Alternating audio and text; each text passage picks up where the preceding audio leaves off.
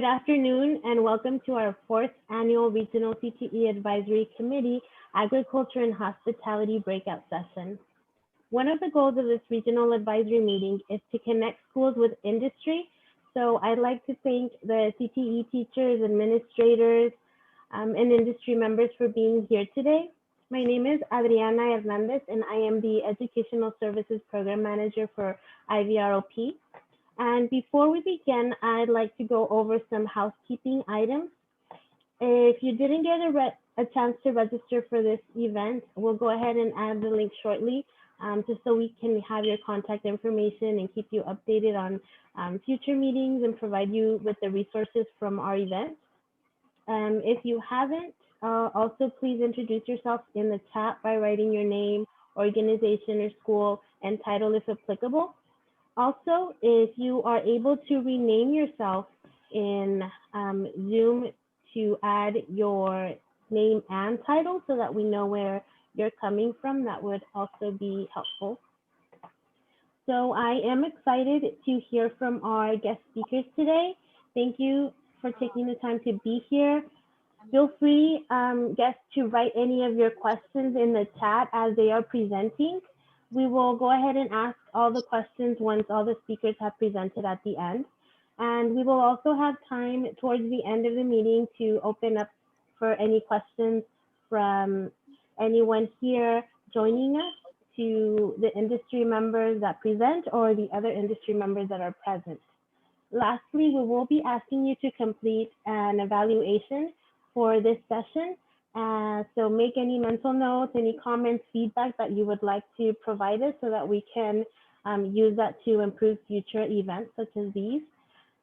And if you haven't done so, we will also be asking you to complete an industry survey to give us feedback that will help CTE programs better prepare their students for the workforce. So with that, I would like to present our first speaker from the University of Arizona Yuma campus, Dr. Baleshkah Brenes. Unfortunately, today, Dr. Tanya Hodges was not able to join us, but Dr. Brenes will be facilitating the presentation herself. So you are able to share your screen now if you'd like. Sounds good. Okay. All right, do you see my full screen or you see the notes? We see full screen. Great, perfect. All right, well, thank you so much everyone for being here. I'm so excited to be here and being given this opportunity. Like Adriana said, unfortunately, Dr. Tanya Hodges couldn't be here today. She's our regional academic programs and she's in charge of all the U of A Yuma programs. I am Baleshkah Brenes and I'm Director of Agriculture Programs. So I just wanted to briefly introduce myself because I always like to learn about the presenters a little bit about their background. I'm originally from Nicaragua. I was born in Costa Rica, but all my family is from Nicaragua. I studied my bachelor's degree in Honduras in Zamorano University, which is a very recognized agriculture university in Latin America. From there, I came to the US to do an internship. So we'll talk about the importance of internships. I came to do an internship at the Ohio State University. And from there, I was able to start my grad studies with my master's program at Texas A&M Commerce and my PhD at Texas Tech University in Ag Education and Communications. And now I'm happily here in Yuma. I love Yuma. I fell in love when I came to interview for this position. And actually, I work closely with Dr. Kanye. He was one of my colleagues at Texas Tech University, and he works at the Imperial Valley College as an ag professor. So that's some of the connection of how I got here. I wear different hats. I teach, I do outreach in the community.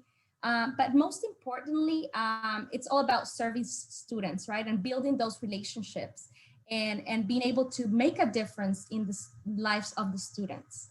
So with that short introduction, the first thing I wanted to kind of put us in place was to start thinking about our world. And specifically, about our world population.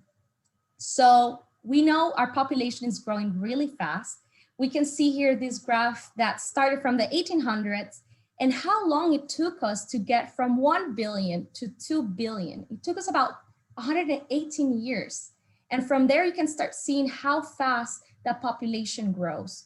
And we're expected to grow by 2 billion and more by 2050. And why did we start to grow so fast? So one of the main reasons was agriculture. So before we were just, hunting and gathering food, but since agriculture started, then all of the population started to grow very quickly. So agriculture is really important. The population currently of the world is about 7.7 billion, and it just keeps growing. I would encourage you to go, if you haven't, to the census.gov population clock. They have like actual moving how much population is growing every second. So it's really cool to see how this just keeps moving. And I thought an interesting fact was that there's one birth every 9 seconds. Okay, so every 9 seconds in the US, somebody's born.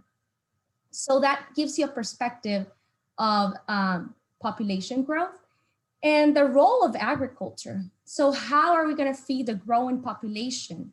We're expected to produce 60 to 70% more food than our current levels to be able to meet these demands. So we need to think creative.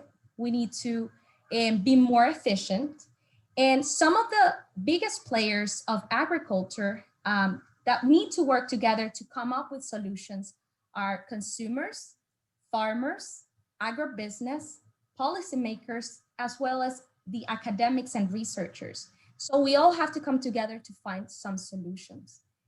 When I came here to the desert Southwest, I was impressed with the agriculture and fell in love with, not only seeing agriculture everywhere, but the community support, and how farmers are progressive and embrace technology, and how we are able to produce, round growing season. And we have some available workforce, but there's more opportunities out there that we need to satisfy. I apologize, my daughter, I think you can hear it in the background. And so what do we have to do to create this workforce in agriculture? And a lot of times people just think about agriculture as, working in the fields, but we're gonna see that there's so much more opportunities out there that go with agriculture. So first of all, we need to look at what we are currently facing. So bachelor's degree attainment is really low. In Yuma, it's about 14%, as well as in Imperial, compared to, the US in general is 30%, the attainment of bachelor's degree. So we are less than half of that degree attainment. We need to get more opportunities out there for students to get these skills and be better prepared to get these jobs, because there's so many jobs out there.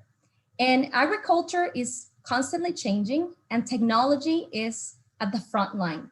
So we see vertical farming, we see precision agriculture, we, working with soil fertility, working with sensors, drones, robots. The sky is the limit, honestly, of what agriculture and technology is going through. So what career options do students have, and what kind of education they need? So we need to help them figure out what are those options, specifically sometimes for our region as well, that we need to build our local workforce. So the Department of Education proposes some career clusters that I thought it was really interesting to see. 16 career clusters that includes agriculture and natural resources. And this really help us to organize what are the different careers that students can pursue. So when they have so many choices, what do? How do we present it to them? So sometimes we go and talk to students, and first we want them to understand that it's not like we're just wanting to recruit, right? Like come with us. No, we want them to know that they have options. Options are the most important, that they know they have local options as well. Some students don't know that if they transfer from the Imperial Valley College to the University of Arizona in Yuma, they can get in-state tuition. So that's a great resource that we need to get the word out there. Students need to have the right information. So the University of Arizona Yuma serves this region, and we are divided in 4 different pillars. So we have the agriculture pillar, technology, engineering, and health and safety.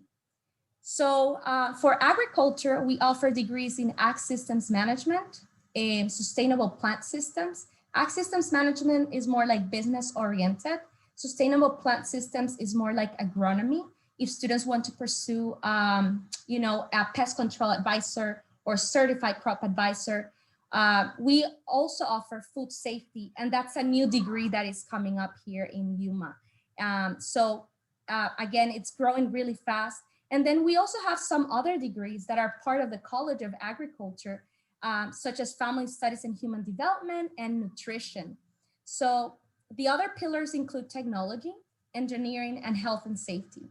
And all of these degrees were created very carefully so that they're serving the region. We don't want to offer degrees that when students graduate, they cannot find a job. So that's really important to consider as well. We also incorporate an added value to all of our students. Before they graduate, they need to be able to complete a research experience as well as an internship and leadership. So how do we incorporate leadership? Some of our students travel to conference. Students take a preceptorship class that they have to go and do community events, go and speak to classes. So give them opportunities to develop those communications and professional development skills.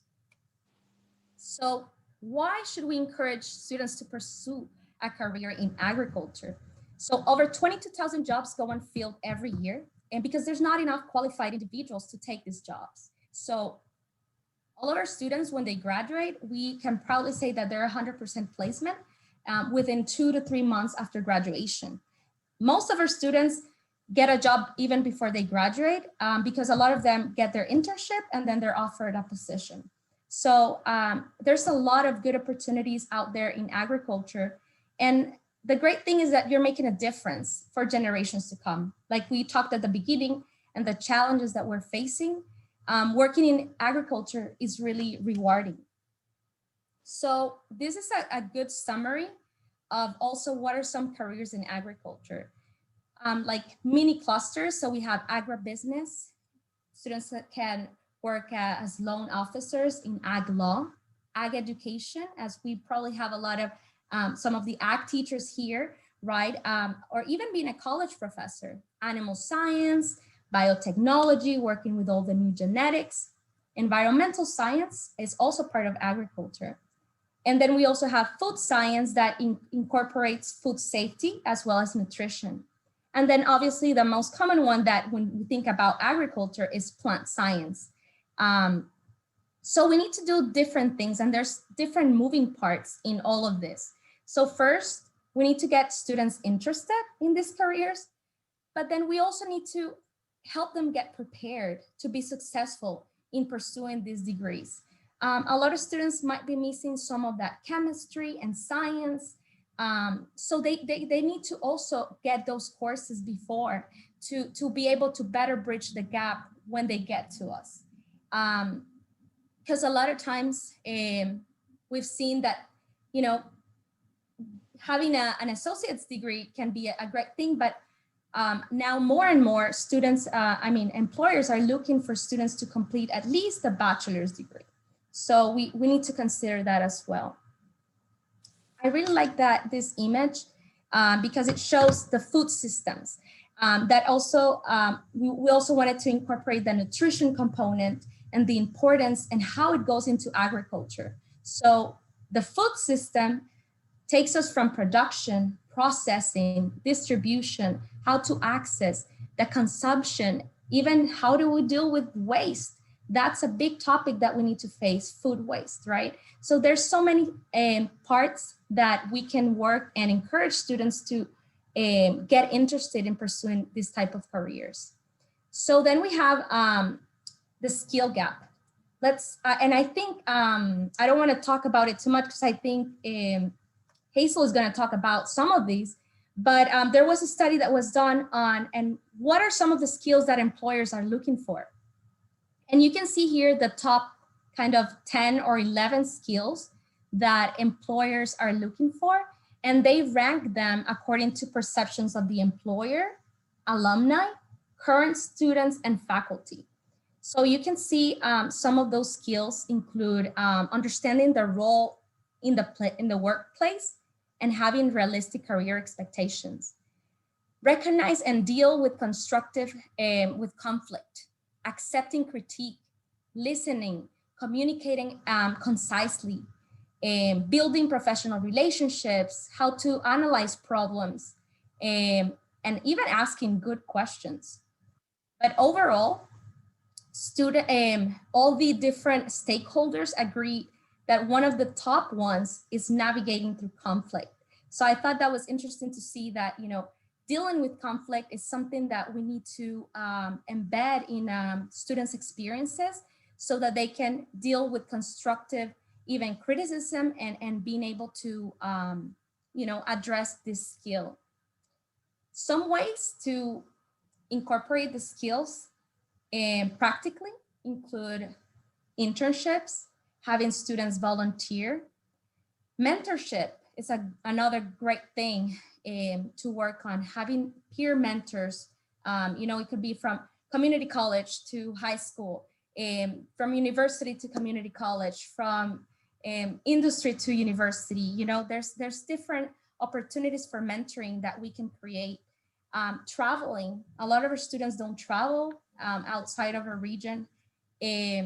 Competing in different events also helps build all these skills that we're talking about.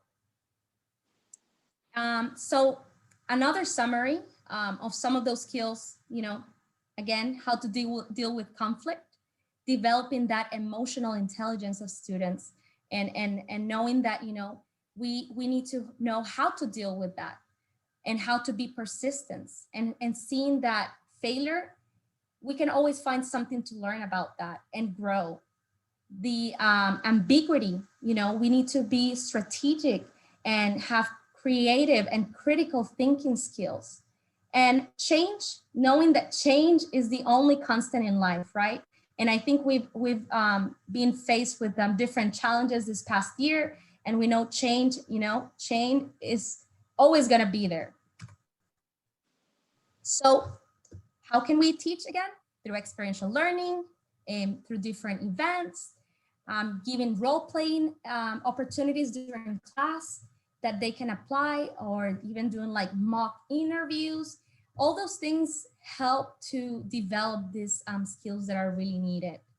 I want to just briefly talk to you about some opportunities that are offered by the University of Arizona. And to provide this kind of skill training and career exploration, ACT Discovery is completely free. It's a 2-week program where students spend 1 week in Yuma and 1 week in main campus in Tucson. And they are able to learn about the different areas of agriculture, food safety, leadership, entomology. We do insect night walk at night. We go and visit different fields.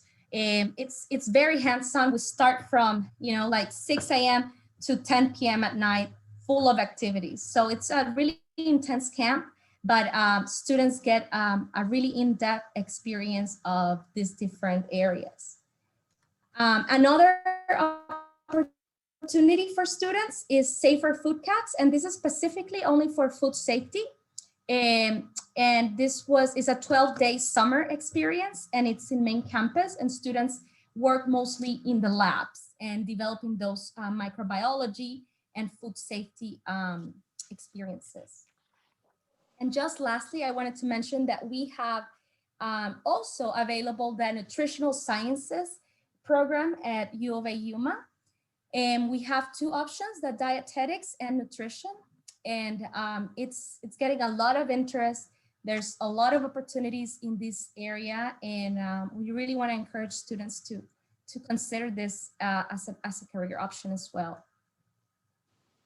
So like I mentioned, how can we help them? Advising, shadowing, career counseling. And we need to find creative ways to help them and give that extra support. So I just wanted to end with, you know, we at U of A Yuma have identified that a lot of our students, you know, face a lack of resilience, you know, and specifically this last year, we were also challenged with this and how to overcome based on all COVID and, you know, how to keep going after ambiguity, after conflict, after, you know, how to be persistent. So I really like that slide that talks about how when you are hit with a disrupting event, there's different options. You can either cope or crumble, you become better or bitter, or you emerge stronger or weaker. So it's up to us to decide, and hopefully with the more support that we have, we can better and have more resilience in our lives. So I think that's all I had, and I guess I'll take some questions at the end.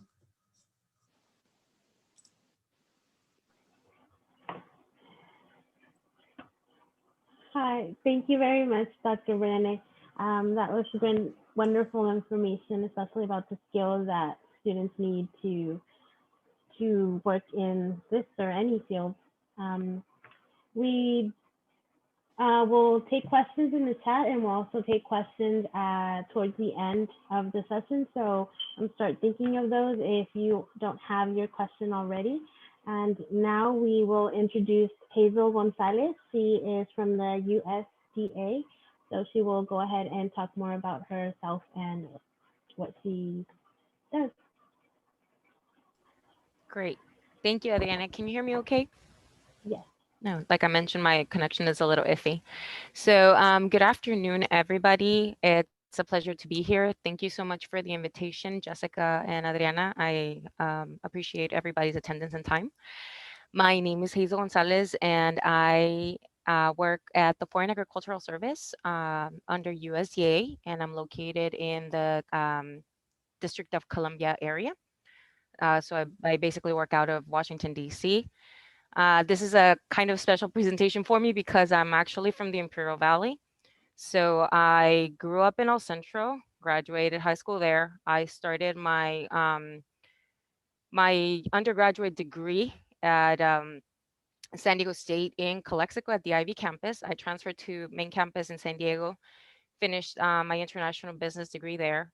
And I did, I also worked for San Diego State Ivy campus, and I completed my internships that basically led to this job out of the city of Calexico, the consulate of Mexico in Calexico. And then I did some academic activities that were related to San Diego State Ivy campus. So next slide, please. As I mentioned, I work for USDA FAS. I've been working at FAS since 2014. And the mission of FAS is to improve foreign market access for US products. So basically our agency operates programs designed to build new markets and improve the competitive position of US agriculture in the global marketplace. My current title is International Trade Specialist, which is a fancy way of saying that I am a senior program manager. And what I work on is to promote trade, economic development, and improve food security through capacity building programs. And this is worldwide. Some of the activities that I work on are workshops on multiple plant health and food safety topics in developing countries. And I work heavily with academic institutions, non-government organizations, public-private organizations, and leadership organizations in rural communities.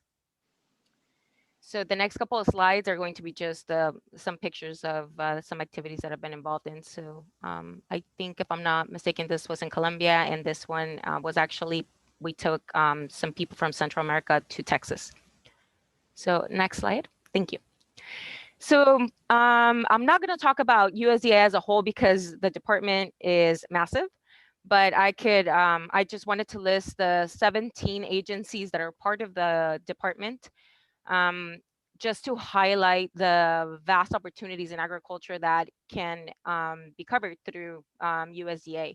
So basically there's the Agricultural Marketing Service, the Agricultural Research Service, the APHIS, which is the Animal Plant Health Inspection Service, the Economic Research Service, Farm Service Agency, Food and Nutrition Service, Food Safety and Inspection Service, Foreign Agricultural Service, which is us, the Forest Service, National Agricultural Stats Service, and I'm not going to finish, but you can get the idea.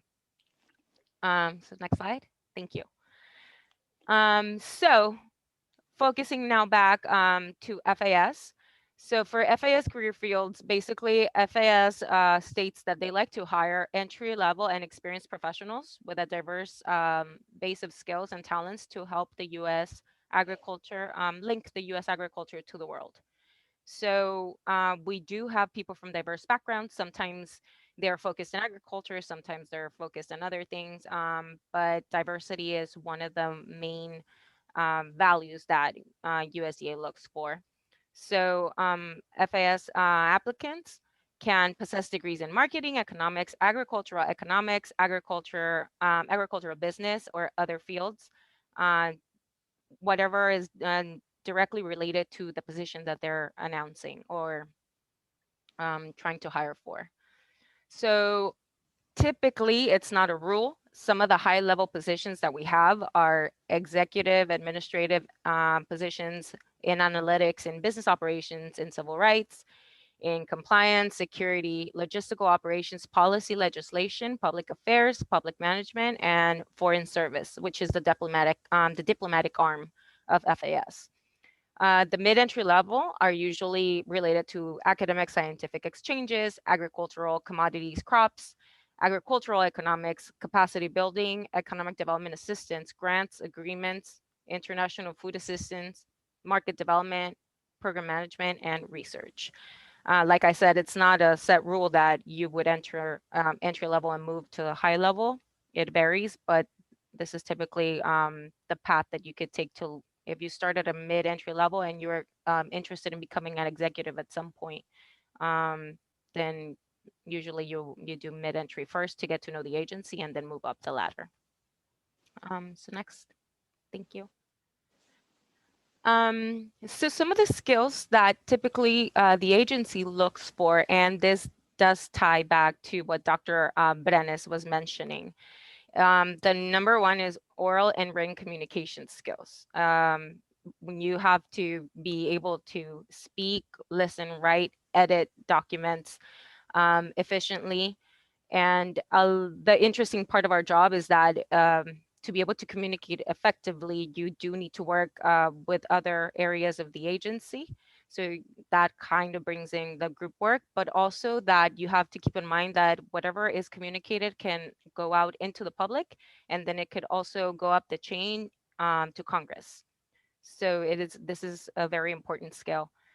Some of the intellectual skills that are also necessary are basically being able to, gather and analyze information, to be able to do analysis of market access, of applications, making decisions and judgments, being able to make the appropriate move whenever there's any issues or whenever you're making a decision on the spot, and obviously be able to prioritize. A lot of these positions require multiple responsibilities, so you have to, if you get a tasker from Congress that you need to provide them with information, you have to understand that should be your priority instead of working on something else. So next slide. Thank you. Another set of skills that are obviously necessary are to have supervisory, but if you are not a supervisor, obviously leadership is absolutely of importance. And that would basically require to be able to, assign tasks and be able to manage those appropriately, to be able to manage people. And even if you're not in a supervisory position, like I said, we tend to work a lot in teams. So being able to manage your relationships is important. Obviously doing a good management of your resources, because we do use taxpayer money, and we always have to keep in mind that we are using public resources. Client service skills are absolutely important as well. We have multiple stakeholders, and we have to obviously meet the expectations of our stakeholders, have good communication with them, and then obviously have outreach and provide information that if the public needs to be aware of something, that we would be able to communicate that as well. So next slide. And lastly, but not least, interpersonal skills. So being able to have social skills to be adaptable culturally. Since we are an international organization, we work and collaborate with people from multiple and very diverse backgrounds. Teamwork, like I mentioned in the other sections, being a professional. We are public servants, and we obviously represent the US government as well as USDA. So it's always important to be professional, and then also be able to network. So as you can see, there's a lot of overlap with what Dr. Brenes was mentioning regarding the skills that the industry typically looks for. So some of the USDA work-based learning opportunities, which, by the way, before I forget, Roberto Gonzalez, which is attending in this session, is actually the USDA liaison in the Imperial County, as well as Yuma, and he is from the Office of Partnerships and Public Engagement. So he is a wonderful connection for all of these learning opportunities. So going back to that, so the USDA learning opportunities that we have are internship and career opportunities at USDA. So we do this kind of thing of supporting the engagement, recruitment, retention, and agricultural workforce development of people. And you get experience in a diverse set of agriculture careers that are rewarding and obviously in demand. So there are opportunities for recent graduates and students that are still trying to obtain their degrees in agriculture, science, technology, math, and the environment, management, business, and any other fields. And these tie with Dr. Brenes' careers that are being offered at U of A as well. So specifically, one of the programs that I know has been successful is the Pathways Internship Program. And this program is year-round, and it is paid, which is one of the benefits of this internship. So students are able to obtain work experience, and they have to be obviously current degree-seeking students. It can be undergraduate or graduate students. The interns work during the summer, fall, spring, or year-round, and are eligible for a non-competitive conversion upon program completion. And what that means is that since you're already in the federal system, it's easier for these interns to get into the federal system. So the Pathways Recent Graduates program is specifically for recent graduates, and graduates would have 2 years that have basically graduated when the last 2 years, of degree and certificate completion, or veterans with 6 years since they have completed their degree. And they're placed also in a 1-year career development program, which can also lead to non-competitive conversion.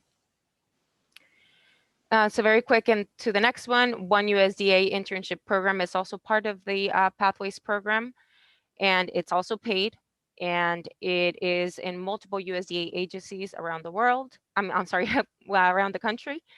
And the same, you get on-the-job work experience in agriculture, natural resources, and rural development. So it's providing just real life hands-on job experience that is going to be valuable. This one, the difference is that high school to graduate students can apply. So basically, this is also open for high school students in the hopes of getting them interested in agricultural careers early on. And just very quick in the next slide, I wanted to add that coming from the Valley, getting connected, to now the industry and the community, it all comes together. So I can basically mention that FAS, my agency, has been able to work with SDSU on a couple of occasions. One, it was with the Borlaug Fellowship Program as a host in 2018. So there was an academic fellow from Malaysia that was at SCSU for a year for a research program. And they specifically worked on research in areas of GIS, remote sensing, and aquaculture mapping.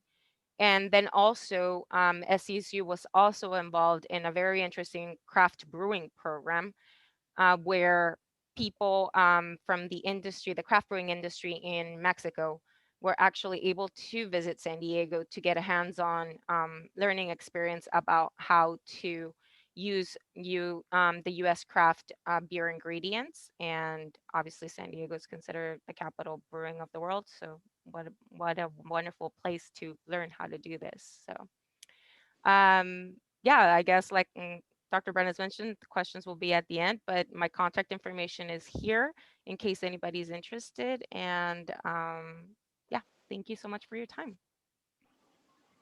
Thank you very much, Hazel, for the information. I would like to remind everyone, if you haven't introduced yourself in the chat, please do so. Also, if your name is not the name on your Zoom, please change it so that we know who you are. Up next is Jennifer Maciel. She is also a local Valley student, so she is currently a pastry chef, and I'll let herself continue to introduce herself. Let me figure this out first. I want to thank you for having me as a guest. Yeah, like Hazel, I'm from the Valley as well. And like, I like that we have this conference going on, because when I was in school, I know I didn't know what I wanted to do. And I never had access to these kind of things, like for career-wise, what to do. So I went to Southwest High School, graduated in 2009. Yeah, and it took some time for me to find out what I wanted to do. Took various courses at IVC. And as a hobby, I started baking at home. And I really enjoyed seeing reactions from friends and family on the pastries I was making. So these are just some of the pastries I made over the years. I graduated from the Culinary Institute of America at Greystone, Napa campus. And since then I've worked at fine dining restaurants, hotels, bakeries, like any experience I can get in baking. And from that, I've gotten a lot of experience in the hospitality industry. And from that, I just want to distinguish the difference between service and hospitality. So service is fulfilling the customer's order, basically. It's the basics of the job. Cashier at the grocery store ringing up an order quickly and efficiently, answering any questions the customer may have, bagging up the order, saying have a nice day, go on to the next customer, repeat. Hospitality, however, is more than that. It's how you make the person feel at your establishment. So notice that there's a difference between the words that we use for the people that come in. Service is a customer, basically, but in hospitality, we would like to use the word guest more, because we want them to feel welcome to our establishment, to our work. And you want to provide an experience to make the people feel at home and hopefully escape from outside troubles for a while. So with hospitality, you're inviting guests into your home and doing what you can to make them comfortable. Some ways of providing hospitality would be providing personalized service, such as giving a small gift on special occasions, maybe a free dessert, the guest's birthday, complimentary wine to a couple celebrating their anniversary at your hotel. You want to be proactive and prompt to your guest needs and extend any help you can to them as well. Pay attention to any little details you can about the guests. Are they new to the area? Maybe offer some suggestions on tourist sites, restaurants that they might want to check out. And you want to make sure that you tell your guests how much you appreciate that they came to your business and hope to see them again soon. So by showing all this hospitality, you're hoping to build loyalty with them. In turn, that can benefit them. So such as providing perks or special deals for continued support. Big thing I also want to point out too is that hospitality is a team sport. So no matter what position you hold in the business, from dishwasher to the highest ranked manager, everyone works together in creating that hospitable environment. So while we are in the industry of making others happy, there's a phrase that we actually have mixed feelings on. That's customer is always right. So the term was coined in the 20th century by these three men, Harry Gordon Selfridge, John Wanamaker, Marshall Field. But it wasn't until the 1990s when restaurateur Danny Myers wrote his book, Setting the Table, and it built a culture of yes, yes to everything, whatever the customer wants. They are the ruler, they're the kings, they are in charge of everything. However, it creates a very unhealthy environment.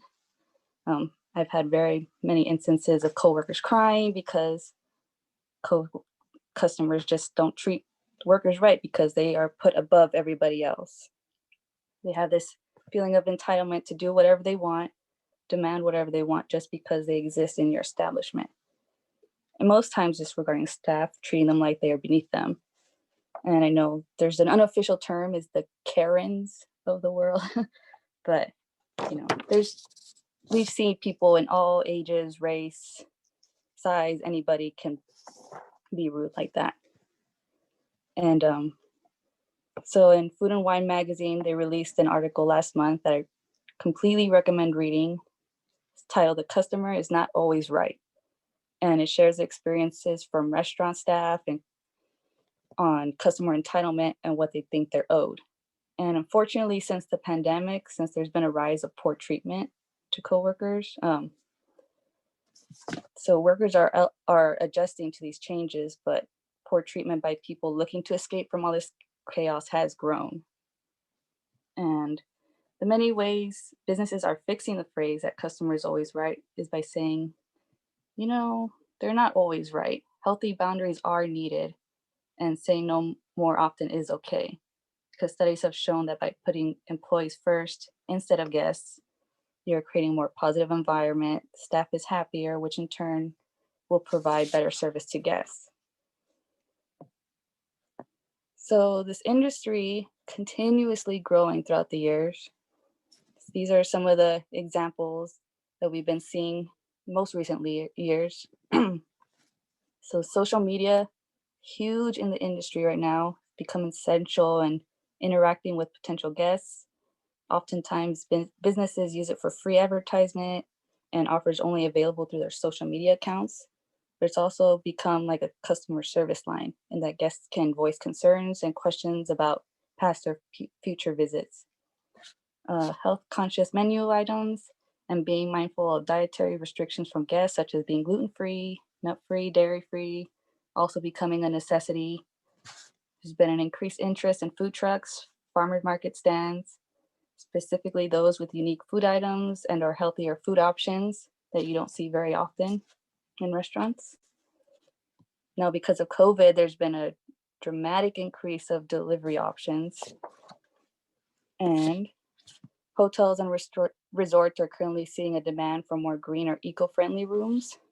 We're seeing hotels with solar panels providing local organic foods, timed showers. I've seen some hotels will offer you a little timer to make sure that you minimize water use, using natural pesticides, just some examples.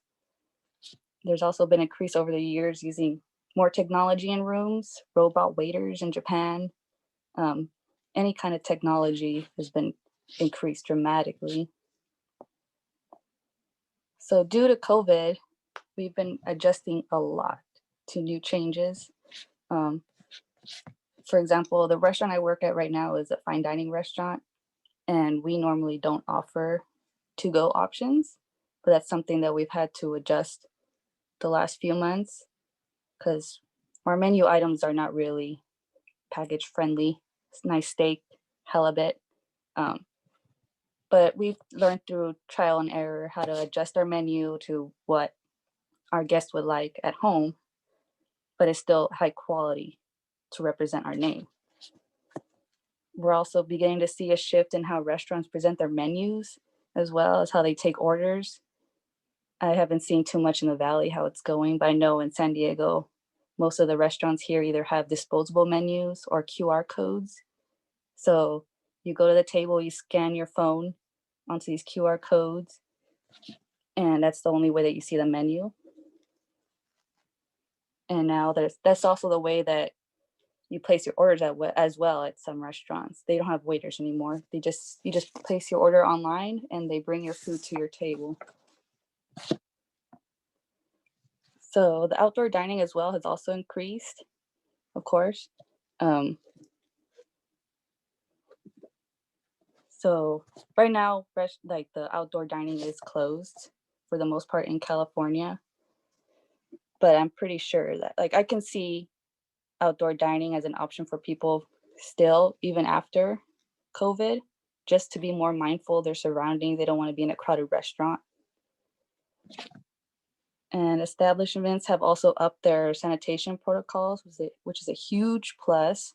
Not that they were bad before, but some of these things you see and wonder why it wasn't there before. You go to bakeries now and supermarkets, there's no more self-serve stations. Everything is prepackaged so as to not cross-contaminate. And I honestly would not be surprised if some kitchens continue to use masks, which is so much more sanitary while working with foods. And also they're being more mindful of the coworkers' health when they come in, no more forcing people to come in when they're sick, you know. So a big takeaway from all this COVID madness in our industry is the feedback that we're getting from guests and almost the feeling that we're being wanted, because we're not doctors, we're not saving lives, but in a way our industry is being seen as essential to provide a sense of comfort and normalcy for people. They want to get out of the house, they don't want to be cooped up all day, but they want it done in a safe way. And with that, it brings customer loyalty. So we do our best to provide a positive experience for anyone that comes to our business, and we want to do it in a safe way. But it's during this difficult time that our loyal guests are really keeping us going, and appreciate all the people going out of their way to support our jobs right now. Even just showing a little more kindness when ordering your food or showing appreciation to work staff goes a long way during this dark times. And that's pretty much what I have. Sorry, I'm a fast speaker. Thank you very much, Jennifer. It's interesting to see how the food industry has adapted to COVID. And now I want cake because I see it as your background. So I'm gonna go find myself some after the meeting. Thank you to our 3 speakers today. Before we move on to the question and answer section, I would like to invite you to our upcoming virtual Youth ACT Summit, and so teachers can share this with their students. UC FarmSmart has been a wonderful partner in developing this event this year, and I would like to invite, I believe it's Stacy, who will be sharing some information with us regarding UC FarmSmart. Hi, everybody. Well, I hope you can join us for the Youth ACT Summit that we've been helping develop with IVROP. Mrs. Hernandez will give you the dates for that, but we have some farm tours scheduled and an ag panel getting situated for next week. In addition to that, FarmSmart has been working this past fall to develop some virtual programs to help out our local teachers. I'm going to be putting into the chat our latest newsletter that has the listing of all of those programs that we've been developing. And what we're doing right now is we're trying to make our program better for you all. So we have a survey in there that I'm hoping I can get as much feedback from teachers and administrators of how we can continue to help your programs and bring agriculture into your classrooms, as well as support your agriculture efforts in this virtual world. So I'm going to add those to the chat shortly. And that's all the updates that I have. Thank Thank you very much, Stacy. So we already added the flyers for the Youth Act Summit, but we will also be emailing them out, so you could forward that to your students as well.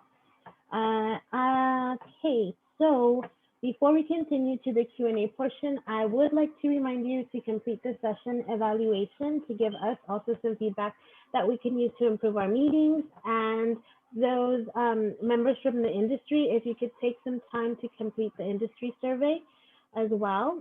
And Jessica, if you could share our website on the screen with them. We have a regional CTEAC website available for you guys to access. We have all the recordings from previous meetings, as well as other resources like local labor market information, some reports from the San Diego Community College's Workforce Development Office.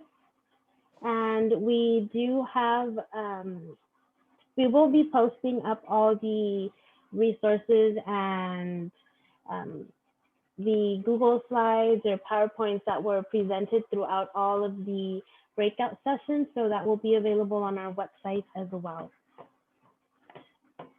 Okay, and once again, I would like to thank our speakers, and I hope if you have any questions, I think there was one regarding the discovery program, and some links have been added by Dr. Brenes if you're interested in that. And again, we will be sharing these resources on our website so they can be available to you all.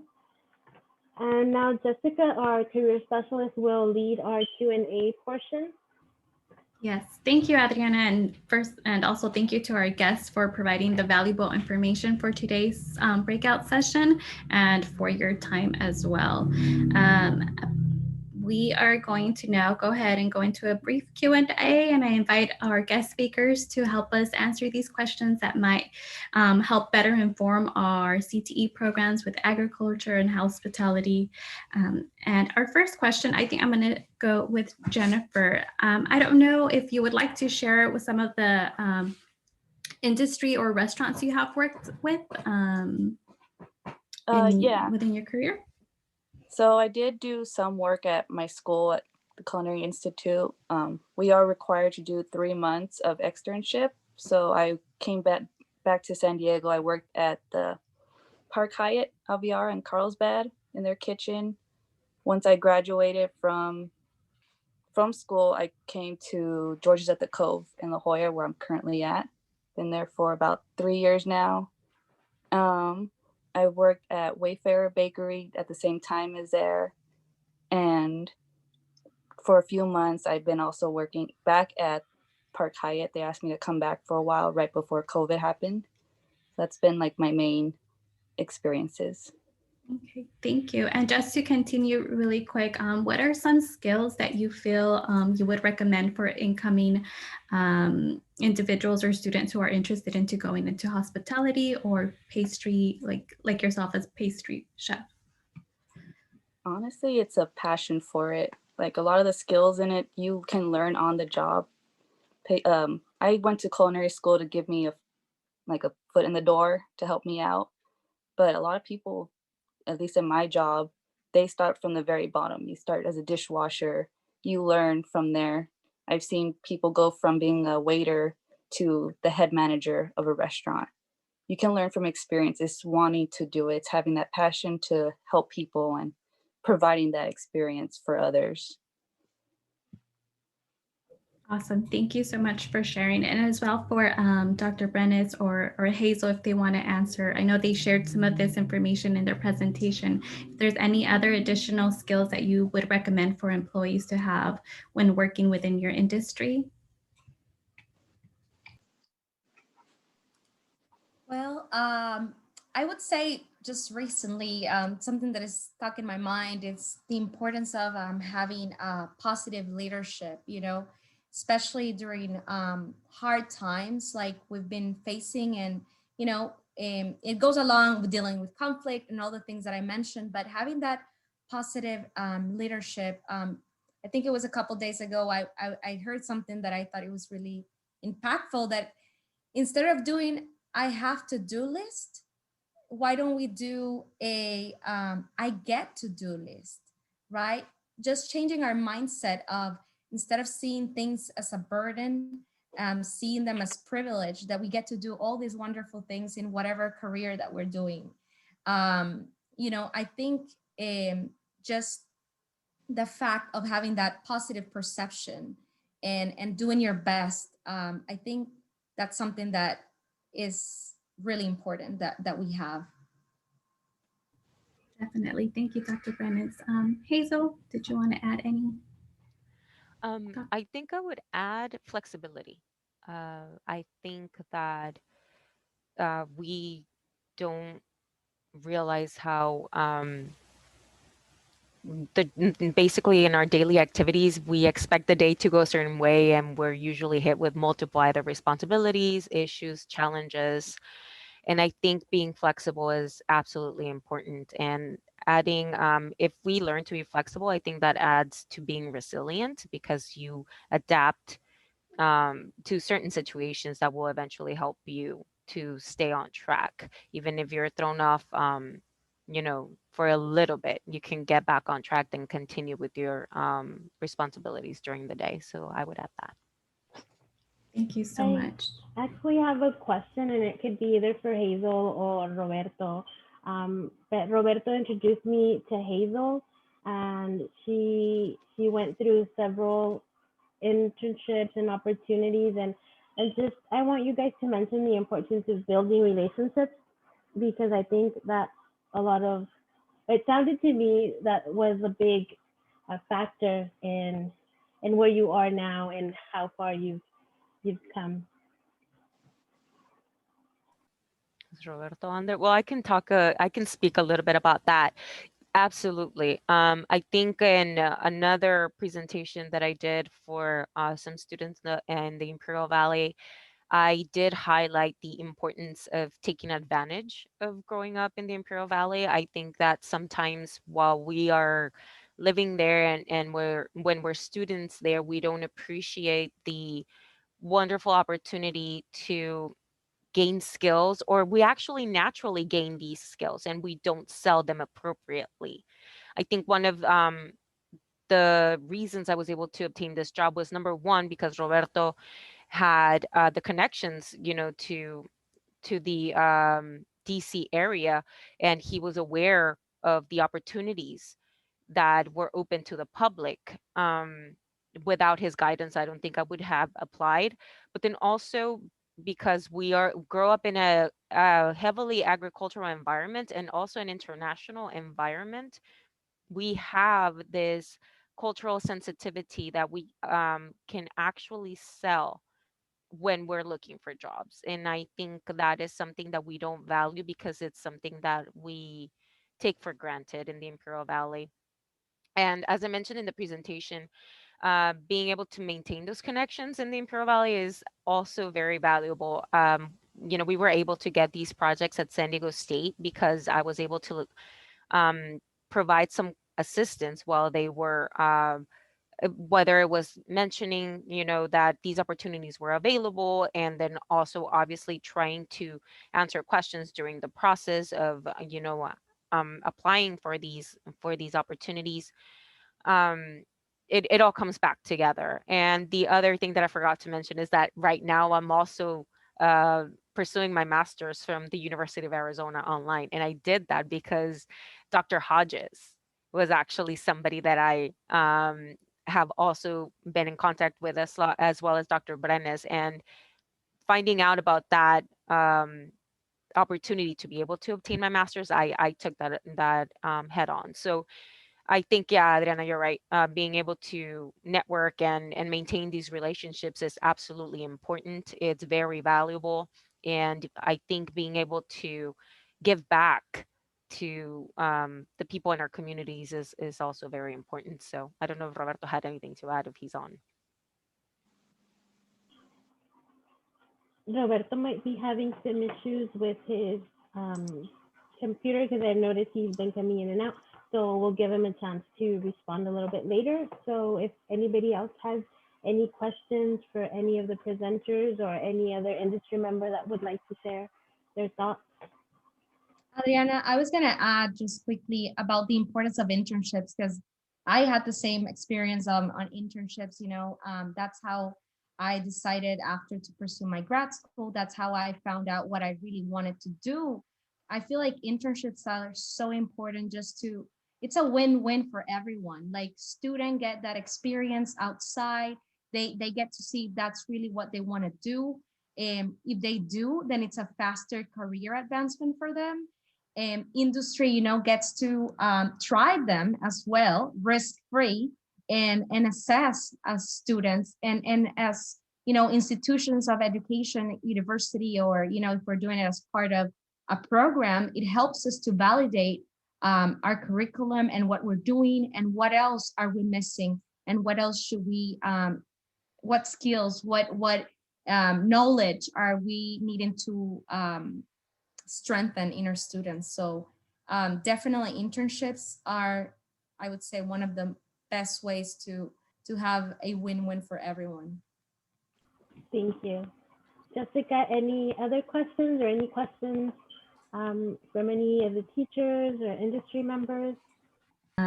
Based on the research or your experience that you've had within your industry, both hospitality and agriculture, what are some local opportunities? I know you've touched a bit of your beginnings here in the Valley, but what are some entry-level wages for positions within your industry?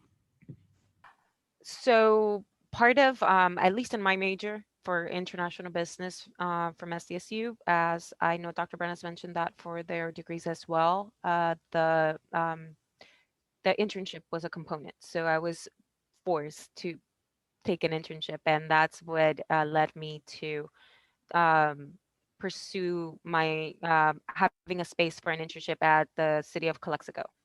So if I wouldn't have gone into that internship at the city of Calexico, I wouldn't have been interested in public administration at all, or even public service. So that was an opportunity for me to look at what my business skills could do in that environment. Also, and this was without being an internship, I volunteered at the consulate of Mexico in Calexico.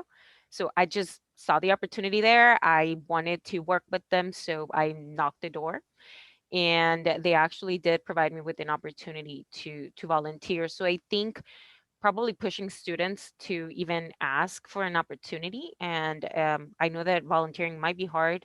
It's not paid, but sometimes it provides with wonderful experiences. So I think that being able to research for those opportunities is important, and going after them. So and at least in my part, that's what I can say helped me a lot to be able to get on the path that I am now. Thank you so much, Hazel, for sharing your experience. Adriana? Well, if there's no questions, I would like to thank once again everyone for joining our agriculture and hospitality breakout session. Thank you to the teachers, administrators, guest presenters, and other industry members that were able to join us. And also thank you to the IVROP team who worked behind the scenes to make this happen. So thank you all for joining us. And with that, we'll adjourn this meeting.